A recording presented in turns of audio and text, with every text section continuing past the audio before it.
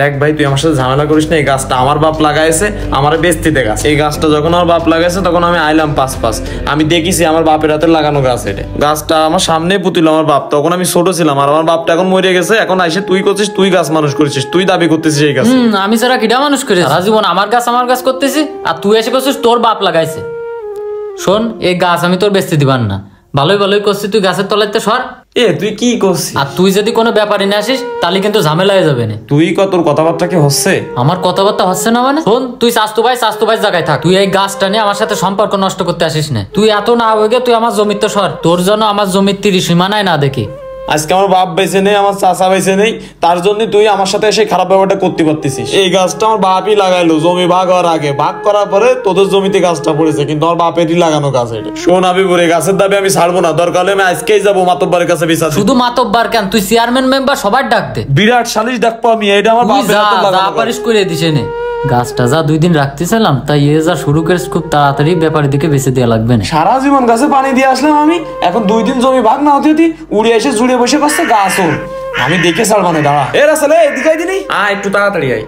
ওরে দাঁড়া, আসতেছি। কেন কি হয়েছে? শুনেছিস হাবিবুর কি শুরু করেছে আমার সাথে? আমার বাপের হাতের কুসুম বাগানের ওই লাগানো ওই গাছ হাবিবুর এসে দাবি করতেছে নাকি ওর বাপ লাগাইছে। এইটা কি মাইনে নিয়ে যায়? হ্যাঁ, আমিও তো দেখলাম এই গাছ তোর বাপ লাগাইলো। তুই তোর বাপের সাথে এসে এই গাছে পানি দিতিস। তুই তো সবই জানিস। আমি কাল পরশুতালি মাতব্বার ডাকবো, তোর কিন্তু থাকা লাগবে না সালিশ। ওরে তুই সালিশ ডাক, আমি তোর সাথে আসি, তোর কোনো চিন্তা করা লাগবে না। যাই তাহলে একটু হাবিবুরের কাছ থেকেও বিষয়টা শুনে আসি। এই হাবিবুর, অসময় এ জায়গায় কেটেছিস? গাছটা বিক্রি করবো ভাবতেছি, তাই ব্যাপারের নাম্বারটা খুঁজতেছি। এ গাছ তো ভালো সারেনি, তা কি করতে বেসবি এখন? আরে গাছ নিয়ে ঝামেলা হয়ে গেছে। আমার জমিতে গাছ পড়েছে, জুয়েল এসে দাবি করতেছে গাছ নাই ওর। ও তো ভীষণ খারাপ। তা কবে কেন? চিকন গাছ তো ভালো মোটা আছে, এই জন্য জুয়েল এসে দাবি করতেছে ওর, তাই না? শোন, যদি জুয়েল সালিশ ডাকে ঠিক আছে, তুই শুধু আমার ডাক দিবি, আমি থাকবেন তোর হয়ে। ঠিক আছে, তাহলে তুই থাক, তুই কোনো চিন্তা করিস না। আচ্ছা কাকা, আসসালামু আলাইকুম। ওয়ালাইকুম আসসালাম। মাতব্বার সাহেব, আপনারা যা বলিলাম, আপনার পকেট ভরার দায়িত্ব আমার। আপনি যেভাবে হোক সালিশটা আমার দিকে ঘুরোই দিয়ে। ঠিক আছে কাকা। এই তো জুয়েল চলে আস। মাতব্বার সাহেব, যে কথা আপনার বলিলাম, আমার বাপের লাগানো গাছ ও মারতে যাচ্ছে না। এখন আপনি এর একটা সঠিক বিচার করে দেন আমার। আর রাখ তোর বাপের গাছ লাগানো। মাতব্বার সাহেব, ও যা করছে সব মিথ্যা কথা করছে। মাতব্বার সাহেব, আপনি আমার কথা শুনেন। এই গাছ আমার বাপ লাগাইছে, আর আমি গাছটা বিক্রি করতে গেছি, ও আমার সাথে আরো খারাপ ব্যবহার করেছে, আমার মারতে গেছে। তোর কখন মারতে গেছি আমি? কাকা দেখেছেন ও কি রকম ফিরতেছে? আমি নাচাচ্ছিলাম আপনার সামনে। মাতব্বার সাহেব, ও সব মিথ্যা কথা করছে। আমি বাগানে আমার বাপের লাগানো গাছের গুড়াই গেছি, ও আরো আমার উল্টো মারতে আসছিল। এখন আপনার সামনে সব মিথ্যা কথা করছে। মাতব্বার সাহেব, আপনি সব বাদ দেন, এলাকা সবাই জানে এই গাছ তুই একদম মিথ্যা কথা কবি না। কাকা দেখেছেন কিরম খেপতেছে? ওরই যদি গাছ হবে তাহলে এরকম খাবার কথা? আমি সবই বুঝেছি, তোমরা এবার একটু শান্ত। কাকা, আমি গাছ বিক্রি করার জন্য যে লোকটারে নিয়ে গেছি তার সাথেও খারাপ ব্যবহার করেছে, ও মারতে গেছে। তুই গাছ বেচার জন্য লোক নিয়ে গেছিস আর আমি খারাপ ব্যবহার করেছি? আমি কখন খারাপ ব্যবহার করেছি? মাতব্বার সাহেব, একটা ফয়সালা করে দেন আপনি। হে রাসেল, তুই কিছু করছিস না কেন?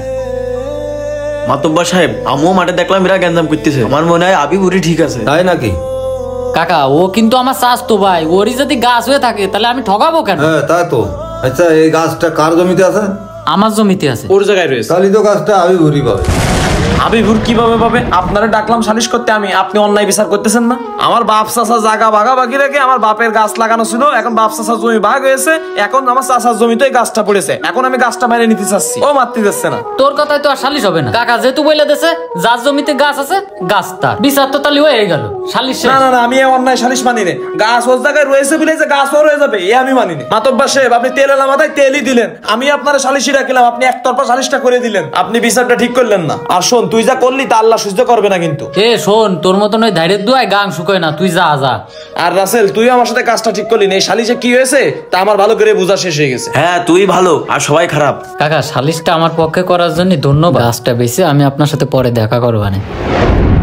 বর্তমান প্রতিটি পরিবারেই এমন গাছ জমি নিয়ে ভাই ভাইয়ের সাথে ঝামেলা চলছে, আর দেখা যাচ্ছে দিন শেষে যার জমি যার গাছ সে না পেয়ে অন্য ভাই পেয়ে যাচ্ছে। তাই আমার প্রশ্ন থাকলো সেই সকল ভাইদের কাছেই, সেই সকল অন্যায় দাবিদার মানুষদের কাছে, যে আপনারা যারা ঠকাচ্ছেন আপনার ভাইকে, আপনার প্রতিবেশীকে, আসলে কতটুকু ঠকিয়ে আপনি জিততে পারছেন? কখনো কি নিজের বিবেকের কাছে প্রশ্ন করে দেখেছেন?